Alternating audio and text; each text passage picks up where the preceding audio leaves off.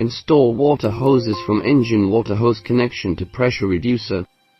This is water hose. Its diameter is usually 8 mm for CNG system and 16 mm for LPG system. We will connect the engine antifreeze hose and pressure reducer with the water hoses. This will form a water circulation which preheats the pressure reducer.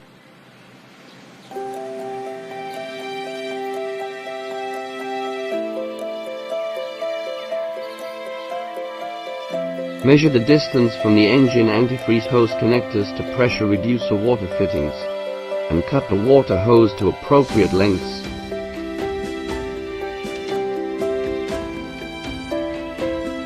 Install 2 water hoses, each connecting engine antifreeze hose connector to a pressure reducer fitting. Pay attention to fix every hose connection tightly with hose clamps to prevent air leakage.